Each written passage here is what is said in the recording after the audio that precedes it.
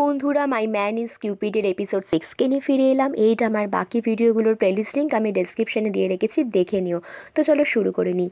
এখানে আমরা প্রথম সিনে দেখতে পাচ্ছি ডক্টর বেইকরুনকে এখানে ডিটেকটিভ জেহি জিজ্ঞাসাবাদ করছে যে আপনি সেদিন এক্স্যাক্টলি কী দেখেছিলেন। ও তখন বলে যে যা যা দেখেছিলাম, আসলে আমি একটা গাড়ি আসতে দেখেছিলাম আর ব্যাস এইটুকুই।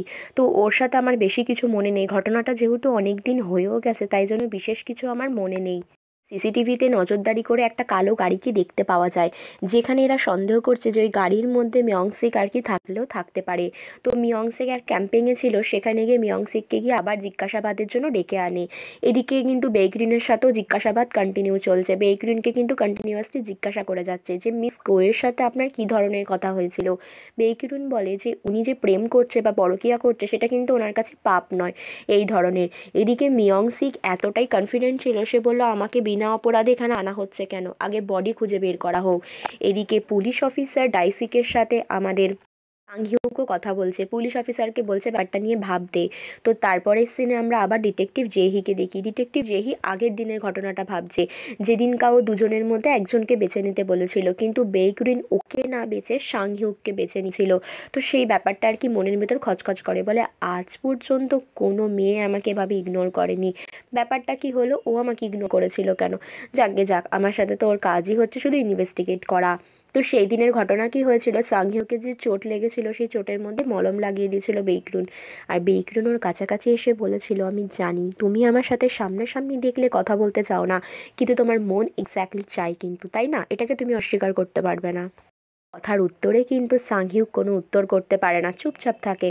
তো ওর ব্যথা জায়গাগুলোতে সমস্ত সুন্দর করে মলমপট্টি করে দেয়। পরে বেইকরুন বলে যে আমি জানি মিস গো বেঁচে আছে, কিন্তু সাংহিউক বলে আমি 90% শিওর যে উনি মারা গেছে, এটাকে মেনে নাও। তো বেইকরুন বলে আমি জানি না, কি আমার মেয়ে হয়ে মনে হচ্ছে উনি বেঁচে আছে, তো দেখা যাক কি হয়। তারপরে এই ঘটনাটা ওর রুমমেট প্লাস বান্ধবীকে সমস্তটা বলে, যে পুলিশও আমাকে জিজ্ঞাসাবাদ করেছিল আর এই ব্যাপারটার সাথে সাংহিউকও জানে, সাংহিউকও আমাকে জিজ্ঞাসাবাদ করছে। তোর রুমমেট বলছে ব্যাপারটা কিন্তু আমার আনবিলিভেবল লাগছে, সব থেকে লাগছে এটাই, পাহাড়ে যেদিন তোর প্রার্থনা পূরণ হলো সেদিন কিন্তু তোর সামনে ডিটেকটিভ জেহি এসেছিল, তো ব্যাপারটা কি ইন্টারেস্টিং। তো পরের দিন সকালে যখন কিউপিড গ্রুপকে এখানে খেতে দেওয়া হয়, এরা কেউই খাবার দেখে খুশি নয়। সাংহিউক এই ইনভেস্টিগেশনের কাজে এতটাই ব্যস্ত ছিল যে বেশি কিছু রান্না করতে পারে না। তোর কিউপিড ফ্রেন্ডরা ওর নামে আর কি বলতে থাকে যে কেন এরকম করছো, আমরা তো রান্না করতে পারি না, তুমিই তো দায়িত্ব নিয়েছিলে। সাংহিউক এটা শোনার পর বলে আমি ঘরের সব কাজ করতে পারছি না, এবার ঘরের কাজ সবাইকে ভাগ করে নিয়ে করতে হবে। তো ঠিক সেই মুহূর্তে এখানে যে মোটা মতন ছিল চিয়ঙ্গু, তো ডঙ্গু এখানে ডেটিংয়ের জন্য আর কি একটা জায়গায় ট্রেনিং নিচ্ছিল, সেখান থেকে ফোন আসতে গিয়ে ওর ব্যাগ থেকে চকলেট বই ফই সব পড়ে যায়। তো এগুলো আর কি নিয়ে যাচ্ছিল কিভাবে কিভাবে ট্রেনিং দেবে মেয়ে পটানোর জন্য। কিন্তু ডংচিল যে ডগটা ছিল সে ওই চকলেটগুলো খেয়ে নেয়, কিন্তু এই চকলেটগুলো তো শরীরের জন্য খুবই ক্ষতিকারক ছিল। তাই এরা সকলে ডংচিলকে নিয়ে আবারও পশু হাসপাতালে চলে আসে। হাসপাতালে নিয়ে আসার পর ডংচিলকে এখানে ইঞ্জেকশন দিয়ে অ্যানাস্থেটিয়া করে চিকিৎসা শুরু করা হয়। কিন্তু এরা তিন কিউপিড বন্ধুরা ঝগড়া করতে থাকে যে তোর জন্য হয়েছে, তুই খাবার দাবার দিসনি এইসব। তো এই চিকিৎসা পূরণ হয়ে গেলে বেইকরুন বাইরে এসে জিজ্ঞাসাবাদ করে এখানে ডংচিলের অবস্থা ঠিকঠাকই আছে, তোমাদের চিন্তা করার অত দরকার নেই, তো তোমাদের এগুলো কে হয়। তো এখানে কি উত্তর দেবে সাংহিউক, শুধু বলে যে এটা আমার বড় ভাই হয়, মানে মোটা মতন যে ছিল ডঙ্গু, ডঙ্গুকে বলে যে ও আমার ভাই, বড় ভাই হয়, ও আমার মেজো ভাই হয়, এরকমভাবে পরিচয় দেয়। তো আর কি বলবে, তখন এখানে শুধুমাত্র বেকরুন বলে যে হ্যাঁ তোমার ফ্যামিলি সবাইকেই দেখতে ভালো, শুধু এটাকে একটু ছাড়া, চোখটা মানে ইশারা করে বলে। তো এখানে আর কি এখানে জাস্ট নর্মাল পরিচয় পর্ব চলছিল। এদিকে ওখানে গুগির ডং হসপিটালের মধ্যেই ডগ থেকে ডংহিল কিন্তু মানুষে পরিণত হয়ে যায়, ওরা বাইরে বেরিয়ে আসে। এই বিষয়টা কিন্তু সাংহিউক আটকাবার চেষ্টা করে, কিন্তু ও কিছু আটকাবার আগে এখানে ডংচিল বাইরে চলে আসে। চিলকে দেখে কিন্তু ডক্টর বেইকরুন একদমই চিনতে পারে না, ও বলে এটা কি, এটা তোমাদের আরেকটা ভাই নাকি। তো ও ভেতর থেকে যে বেরিয়ে আসে সেটা কিন্তু কেউই খেয়াল করেনি, শুধু ভেতরে যে নার্স মেয়েটি ছিল সে এসে বলে যে আমরা ডংচিলকে খুঁজে পাচ্ছি না। তো ডংচিল কি এখান থেকে পালিয়ে গেছে? রাস্তায় ওরা একটা কুকুর দেখতে পায়, সেটাকে ওরা ডংচিল ভাবে, কারণ ওকে পুরো সেম ডংচিলের মতনই দেখতে ছিল। আর সেই সুযোগে কিউপিড গ্রুপের বাকিরা পালিয়ে যায়। পুরো বিষয়টা সাংহিউককে বলে সামলে নেওয়ার জন্য। সাংহিউক গিয়ে ওই কুকুরের মালিকের সামনে গিয়ে বলে না না, এর চুলটা তো অতটা গোল্ডেন নয়, আমার ডংচিলের চুলটা একটু গোল্ডেন ছিল।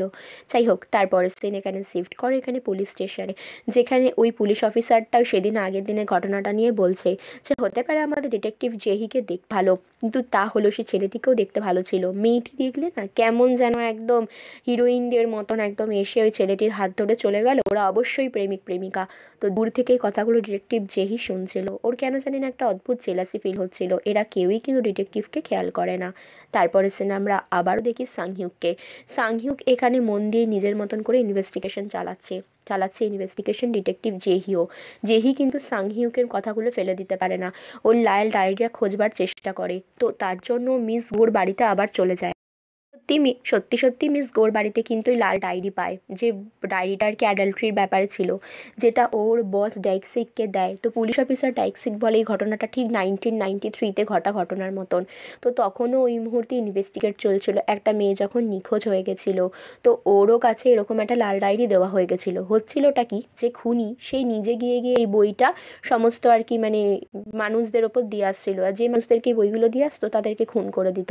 তো আমরা যখন খোঁজ করে একটা জায়গা থেকে ওই মেয়েটির সোয়েটার ফোয়েটার জামা কাপড় সমস্ত পাই, তখনও কিন্তু আমরা ওর বডি পাই না, আর শুধুমাত্র কিছু আর কি জিনিসপত্র পেয়েছিলাম। কিন্তু যখনই যে পুলিশ অফিসার ইনভেস্টিগেট করতে গেছে সে খুন হয়ে গেছে, নয় কেস ছেড়ে দিয়ে পালিয়েছে। আর আমি তো একবার একটা খুনিকে হাতের নাগালে পেয়েও পাইনি। তো এই বিষয়টা কিন্তু আমার মাথা খারাপ করে দিয়েছিল। এটা আবারও হয়ে চলেছে, আমি ভাবলেও আমার অদ্ভুত লাগছে। যেহি বুঝতে পারে যে এই লাল ডায়েরির মধ্যে কিন্তু অনেক অনেক রহস্য লুকিয়ে রয়েছে, যেটা মেইন পুলিশ অফিসার ডাইক্সিকও ওকে বলে। এটাই বলে যে এভাবে কিন্তু একটা নয় 5-5টা মেয়ের সাথে এরকম ঘটেছে। তো একবার যাকে আমি সন্দেহ করেছিলাম তার কিন্তু গাড়িতে ধাক্কা লেগেছিল। পরক্ষণে দেখি সেই ছেলেটি কিন্তু ওখানে আর নেই, উধাও হয়ে গেছে। কী যে হয়েছে আমি কিচ্ছু জানি না। তারপরে আমি আর তাকে কোনোদিনই খুঁজে পাইনি। তো তারপরে আমরা সাংহিউককে দেখি। সাংহিউকের কাছেও এরকম একটা লাল ডায়েরি রয়েছে, যেটা ওর আগের এক্স গার্লফ্রেন্ড জিয়ংআর ছিল। তো জিয়ংআরও এই খুনের সাথে সম্পর্ক ছিল বলেও ইন্টারেস্টেড ছিল। পরের দিন ও নিজে থেকে বেইকরুন আর ওর মানে হসপিটালের বাকি নার্সদেরকে নিয়ে খেতে যায়, আর নিজে গিয়ে আগে খাবারগুলো জলগুলো টেস্ট করে যে সেগুলো সেফ কিনা সকলের জন্য। এগুলো দেখার পর গুগিডং হসপিটালের নার্সরা এরা সবাই জিজ্ঞেস করে যে এটা কী হচ্ছে। তো তখন সাংহিউক বলে কিছুই নয়, আসলে ও এখানে মেন উইটনেস রয়েছে, তো ওকে যদি কেউ খুন করে দেয় তাই জন্য আমি জাস্ট সেফটির জন্য চেকিং করছি। তো ওদের প্রচণ্ড ভালো লাগে, বলে ব্যাপারটা তো বিশাল কিউট। তো কফি শপে গিয়েও সেম জিনিস করে সাংহিউক। এখানে বেইকরুনের জন্য কফি দেওয়া হয়, সেটা আগেও নিজে টেস্ট করে নেয়, তারপর বেইকরুনকে দেয়। তো একটা লোক ইচ্ছা করে ওকে ধাক্কা মেরে দিলে সেখানে সাংহিউক ওকে প্রোটেক্ট করে। সেই বিষয়গুলো কিন্তু বেইকরুনের মনে ভালোবাসা সৃষ্টি করছিল। ওর হসপিটালের বাকি নার্সরা কিন্তু প্রচণ্ড আর কি এনজয় করছিল দৃশ্যগুলো। তারপরে সিনে আমরা আবার দেখতে পাই ডঙ্গুকে। ডঙ্গু এখানে সেই আর কি কলেজে ফোন করেছে, যেখানেও আর কি ট্রেনিং নেবে প্রেম করার বিষয়। তো সেখানে ওই মেয়েটিকে ফোন করেও পাকাতে থাকে, বক বক বক বক করতে থাকে। মেয়েটি খুব বিরক্ত হয়ে যায়, বলে ঠিক আছে আপনি আজকে ফার্স্ট ডে ক্লাস মিস করে গেছেন, আজকে তো শুধু ইন্ট্রোডাকশন চলে, আপনি এটাই খাতায় লিখে নিন, কোনো চাপ নেই, পরের দিন আসবেন। তো তারপরে সিনে আমরা আবার চলে যাই বেইকরুনের কাছে। কে রাত্রিবেলা বাড়ি পৌঁছে দিতে আসে। তো সাংহিউক বলে যে তুমি আর কিছু খাবার দাবার খাবে। তো রাতের বেলা কোনো নিতে আসে, তখন বলে হ্যাঁ আমি একটু মানে প্ল্যান আছে। তো এখানে প্ল্যান ছিল কি রুমের সাথেও ড্রিঙ্ক করবে। তো সেখানেও চলে আসে সাংহিউক। সেখানে গিয়েও ড্রিঙ্ক আগেও নিজে খেয়ে দেখে, খাবারগুলো খেয়ে দেখে যে সেফ কিনা। ভাবে প্রায় সেদিনটা সারা দিনটাও বেইকরুনের সাথে কাটাতে থাকে, আর এই ঘটনাটা ওর রুমমেটও দেখছিল। তো রুমমেটকে একটুখানি খাবারের জন্য সাংহিউক হেল্প করলে এই দৃশ্যটা কিন্তু বেইকরুন মেনে নিতে পারে না। বেইকরুন প্রচণ্ড রেগে যায়, বলে কি ব্যাপার হলো, তুমি আমাকে খাবার না দিয়ে আমার বান্ধবীকে হেল্প করছো কেন, মানে আমাকে হেল্প করার নামে তুমি আসলে সব মেয়েদেরই হেল্প করতে চাও তাই না। এটা বলেও চিৎকার করে ওঠে। সাংহিউকের এটা সহ্য হয় না, কিন্তু কিছু করারও নেই। এই মুহূর্তে ও এখন এই মুহূর্তে শুধুমাত্র খুন হওয়ার থেকে বাঁচানোর জন্য বেইকরুনকে প্রোটেক্ট করছে। রুমমেট তো ফোনে কথা বলছিল, বললো আমি এতক্ষণ উত্তর দিতে পারিনি, তো কিন্তু সামান্য একটা ব্যাপার নিয়ে চিৎকার করছিস কেন। তো এখানে বেইকরুন বলে ঠিক আছে আমাকে র্যাপ বানিয়ে দাও, আমাকে তুমি নিজের হাতে খাইয়েও দাও। তো তারপর ওরা রাতের বেলা খাওয়ার পর প্রচুর ড্রিঙ্ক করেছিল। সেখানে সাংহিউক কিন্তু ওকে বাড়ি পৌঁছাতে পিঠে করে নিয়ে আসে। তারপর রাতের বেলা ওর বাড়ি অবধি পৌঁছে যায়, যেখানে ওর রুমমেট বান্ধবীও হেল্প করে। তো এখানে দেখতে পাই আমরা সাংহিউক যখন ওর ফ্ল্যাট থেকে চলে যাচ্ছিল, সেখানে কিন্তু একজন সন্দেহজনক ব্যক্তি লুকিয়েছিল। তো সে আর সেদিন রাত্রিরে কিছু করে না। সেদিন রাত্রিরে কিন্তু বেইকরুন নর্মালভাবে ঘুমিয়ে পড়ে। এদিকে পুলিশ কিন্তু ভালো মতন ভাবছে ব্যাপারটা কী হতে পারে, কিম মিয়ং সিক কী হতে পারে। না, ওর ব্যাপারে যদি মানে জোরালো কোনো তথ্য বা প্রমাণ না পাওয়া যায়, ওকে তো অ্যারেস্ট করাও যাবে না। তারপরে বেইকরুনের কথা ভাবে যে বেইকরুনকে তাহলে আমি জিজ্ঞাসাবাদ করি। তো সেটাই করে এখানে ডিটেকটিভ জেহি ওই হিপটাইজ রুমে ডেকে নেয় এখানে। দুজন মানুষের ছবি লাগানো ছিল, একজন হচ্ছে চো বিয়ং-চিউল আর একজন হচ্ছে কিম মিয়ং-সিউক। তো এদের মধ্যে কাকে সেদিন দেখেছিল? হিপনোটাইজ করা হয় বেইকরুনকে, আর ওকে জিজ্ঞাসাবাদ করা হয় যে সেদিন রাত্রে তুমি ভালো করে বলো কাকে তুমি দেখেছিলে। ডক্টর হিপনোটাইজ করার পর পুরো ঘটনাগুলো ওর মাথার মধ্যে পুনরাবৃত্তি ঘটতে থাকে। ওকে এখানে বলা হয় তুমি কাকে দেখেছিলে, বলে আমি একটা লম্বা মানুষকে ডেকেছি যার সাথে কিম মিয়ং-সিওকের আর কি হাইটটা মিলে যায়। তো তারপরে বলে তো কীরকম জ্যাকেট পরেছিল, জ্যাকেটের ডিটেলসটা বলো। তো জ্যাকেটের ডিটেলসটা দেখতে গিয়ে বলে যে পাফি মানে ফোলা ফোলা জ্যাকেট পরেছিল। আর এই ঘটনা, জ্যাকেটের ঘটনাটা মনে করার পরেও কেঁদে ফেলে, কারণ সেই মুহূর্তে মিস গোয়ের গলা টিপে এখানে কিন্তু হত্যা করার চেষ্টা চলছিল। আর ঠিক সেই মুহূর্তে ওকে কাঁদতে দেখে ডক্টর বলে তুমি শান্ত হও, তুমি আবারও বরফের টুকরো হাতে নাও আর নিজের মনকে শান্ত করো। তো বরফের টুকরো যখনই হাতে নিতে যায়, ও তখন অতীতের কিন্তু এখানে ডিটেকটিভ জেহিকে দেখতে পায়। ছিল কিনা রাজকুমার লিসিয়ন অতীতের ঘটনার একটা ছোট্ট ঝলকও দেখতে পায়, যেটা নিয়ে ও কিন্তু ভাববার আর সময়ই পায় না, শুধু ভাবে যে আমি এটা কী দেখলাম, রাজকুমার কে এটা। তো তারপরে ওকে কিন্তু সাংহিউক বাড়ি পৌঁছে দিয়ে যায়, বলে আজকে খুব ঠান্ডা আর কালকে তো আরও ঠান্ডা থাকবে, তুই কিন্তু বাড়ি থেকে বেরোবে না, ঠিক আছে? কালকে বরফ প্রচণ্ডভাবে পড়বে, তো তুমি আমাকে প্রমিস করো বেরোবে না। তো ওর গলার মাফলারটা বেইকরুনকে খুলে দেয়, বেইকরুন তো একদম গদগদ হয়ে যায় খুশিতে, বলে হ্যাঁ প্রমিস করছি আমি বেরো না। হিউগোকে পৌঁছে দেওয়ার পর ওখান থেকে চলে যায়। আর বেইকরুন লজ্জা লজ্জা মুখ করে বলে যে হ্যাঁ সত্যি, তুমি আজকে আমার জন্য যা করলে আমি ভুলবো না। দেখতে দেখতে সকাল হয়ে যায়। সকালবেলাতে উঠেও সাংহিউক ওই পেপারগুলো নিয়ে বসে থাকে। এবার ওর মেইন উদ্দেশ্য হচ্ছে বিয়ংচল, চো বিয়ংচল যে ছেলেটি রয়েছে তার পিছু করা। তো এটাই করে, বাড়ি ছনে গিয়ে দাঁড়িয়ে থাকে। এদিকে পুলিশও করছে কি এরকমই পিছু করবে, কারণ কিছু একটা যদি সূত্র না পায় তাহলে খুনি আসল কে সেটা ধরবেই বাকি করে। ইনভেস্টিগেট করতে করতে মাথা খারাপ লাগে, মনে হয় যে আবার কি নতুন করে ইনভেস্টিগেট শুরু করব, সেটাও তো সম্ভব নয়। কি করে কি করব, আর আসলে খুনটা কেই বা করেছে, কিম মিয়ং-সক নাকি চো বিয়ং-চুল? তো দেখা যাক কে করেছে। তো এখানে ক্যামেরায় মানুষটির মুখ পরিষ্কার দেখা যাচ্ছে না, আমরা কিন্তু কিম মিয়ং-সেককেও একটু চাপে থাকতে দেখি। তো এখানে সমস্ত সূত্রগুলোকে এক জায়গায় করা হয়, নিজের মতন করে এখানে চালাতে থাকে মানে সাংহিউক নিজেও আর কি দেখে যে আমি খোঁজ করে দেখব। এদিকে কিম মিয়ং-সিওকের বাড়ির সামনে ডিটেকটিভ জেহি দাঁড়িয়ে থাকে, আর ওদিকে কিন্তু পাঠানো হয় চো বিয়ং-চুলের পেছনের লোক। আরেকটি মেয়েকে সেদিনকা কিন্তু বেইকরুন দেখতে পেয়েছিল, যে মেয়েটি কিন্তু এখানে দেখতে পেয়েছিল মিস গোকে খুন করা হয়েছিল, কিন্তু মেয়েটি রাজি হয় না নিজে মারা যাওয়ার ভয়ে। তো মেয়েটি কোনোভাবেই বলবে না যে কে মেরেছে কী বৃত্তান্ত। কিন্তু এখানে মেন ঘটনা চলে আসে শুধুমাত্র বেইকরুনের কাছে।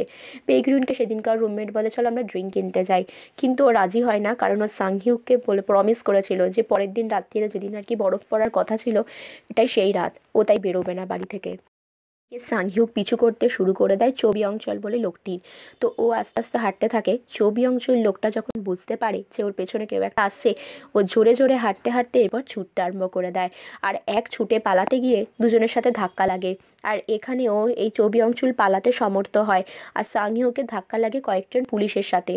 পুলিশ বলে তুমি এখানে কি করছো? তো পুলিশকে বলে সেটা কোনো প্রশ্ন নয়, আমিও খুঁজছি আমার মতন করে। তারপরে সিনে আমরা চলে যাই বেইকরুনের কাছে। ওরা তো একটা স্টোরে গেছিলো, যে স্টোরে ওরা ড্রিঙ্ক কিনবে, সেখানে মালের গাড়ি চলে আসে। তো সিসিটিভিতে কিছুটা ঢাকা পড়ে যায়। তো এখানে চুপচাপ দাঁড়িয়ে দাঁড়িয়ে বরফ পড়া দেখছিল বেইকরুন। ঠিক তার পাশেই অরেঞ্জ কালারের সোয়েটার পরা একটা মেয়ে বের হয়। মেয়েটা ছাতা খুলে নিজের বাড়ির দিকে রওনা হয়। ওদিকে চলে যায়, আর বেইকরুন কিন্তু দোকানের বাইরে ওর বান্ধবীর জন্য অপেক্ষা করে। ওর বান্ধবী স্টোরের ভেতরে জিনিস কিনছিল। মেয়েটি এদিকে একটা গলির ভিতর ঢুকে পড়ে। মেয়েটি ওদিকে ফিল করে যে ওর পেছনে কেউ একটা যেন আসছে। তো মেয়েটি ভয়ের পর চিৎকার করে ওঠে, যে চিৎকারের শব্দ বেইকরুন শুনতে পায়। তো বেইকরুনও মেয়েটার পেছন পেছন ছুটতে থাকে। ওইদিকে কিন্তু আমরা সাংহিউককে দেখি, সাংহিউকে চিন্তা হচ্ছে যে ও ঠিক আছে কিনা, তাই জন্য ওর বাড়িতে চলে যায়। এদিকে ওর বান্ধবী রুমমেট বাইরে বেরিয়ে কিন্তু বেইকরুনকে দেখতে পায় না। প্রথম সাংহিউক ওর বাড়িতে গিয়ে দরজা ঠকঠক করে জানতে পারে ও ওখানে নেই। তারপরে মনে করো ওর হসপিটালে গিয়ে যায়, হসপিটালে যদি ওখানে থাকে। তো সাংহিউক কিন্তু ওর জন্য প্রচণ্ড চিন্তিত ছিল। এদিকে পুলিশ অফিসারের কাছে খবর আসে যে ওরা যে কোনোভাবেই হোক চো বিয়ং-চুলের হাতছাড়া হয়ে গেছে, চো বিয়ং-চুলকে আর মানে ফলো করতে পারিনি। তো এরপরে এখানে বেইকরুন পেছন পেছন গিয়ে দেখে একটা কুকুর আহত অবস্থায় রয়েছে, আর ওকে খুঁজতে খুঁজতে ওর রুমমেট বান্ধবীও স্থানে চলে যায়। দুজনেই আহত কুকুরটাকে নিয়ে হসপিটালে চলে আসে। হসপিটালে ওদিকে চলে আসে কিন্তু সাংহিউকও। মুখ বলে আমি তোমাকে তো বারণ করেছিলাম ওকে না, তো তুমি ওকে আসতে দিলে কেন? ওর বান্ধবীকে বলে, তোর বান্ধবী বলে তো আমরা কি এখন সব জায়গায় তোমার পারমিশন নিয়ে যাব? ও একটা কুকুরের অ্যাক্সিডেন্ট হয়েছে, অপারেশন থিয়েটারে রয়েছে। তো ঠিক সেই মুহূর্তে ডিটেকটিভ ফোন করে এখানে জিজ্ঞেস করে বেইগ্রিন ঠিক আছে কি না। বেইগ্রিন বলে হ্যাঁ আমি ঠিক আছি। তো এদিকে বান্ধবীর সাথে এখানে সাংহিওকে একটু তর্কাতর্কি হয়ে যায়। আর ওদিকে কিন্তু কিম মিয়ং সিওকে সেদিন বাড়ি থেকে বের হয় না, যেখানে ডিটেকটিভ জেহি ওকে নজরে রেখেছিল। তো ডিটেকটিভ জেহিও দেখে যে আজকের রাতটা তো মনে হয় ফালতুই গেল, কারণ আমরা কাউকেই হাতে নাতে ধরতে পারলাম না। কিম মিন সিওক নিজের বাড়ির ওপর থেকে দেখছিল যে ওকে ডিটেকটিভ জেহি ফলো করছে। তো এরপর সাংহিও ওকে বকাবকি করতে থাকে যে তোমার কি নিজের প্রাণের ভয় নেই, তুমি কেন গেছিলে, চলো তোমাকে বাড়ি পৌঁছে দিয়ে আসি। তারপর ওর বেস্ট ফ্রেন্ড মানে বান্ধবীকে আর বেইকরিনকে বাড়ি পৌঁছে দিতে যায়। তো সাংহিউক বাড়ি পৌঁছতে যাওয়ার পর ওর বান্ধবী বলে সারাক্ষণই তো ওকে পাহারাদারের মতন পাহারা দিচ্ছ, তো একটা কাজ করো না, দুজনে 24 ঘন্টা একসাথে হাতে হাত লাগিয়ে থাকো, এক বিছানায় শুয়ে পড়ো। তো এই কথাটা শুনে সাংহিউক লজ্জা পেয়ে যায়, বলে আমি তো এটা স্বপ্নেও ভাবতে পারি না। তো তখন ওর বান্ধবীটা পেছনে লাগে, তুমি না ভাবলে কি হবে, বেইকরিন তো ভাবছে। সাংহিউক আরও লজ্জা পেয়ে যায়, বলে এই আবার কি, তুমি সত্যি ভাবছো বেইকরিন এরকমটা? তো দুজনেই লজ্জা পেয়ে যায়, দুজনে ব্লাশ করে। তারপর ওর বান্ধবী বলে আমি ভেতরে যাচ্ছি, আজকে রাত্রিরে তুমিও আমাদের সাথে চলে এসো, ড্রিঙ্ক করবে, একসাথে থাকবে। তো এখানে বেইকরিনও ওকে রিকোয়েস্ট করে সাংহিউককে ভেতরে যাওয়ার জন্য। তো পরের পর্বে দেখা যাক ওরা ভেতরে যায় কি না, আর ওই খুনিও ধরা পড়ে যায় কি না। তো সঙ্গে থাকো তোমরা।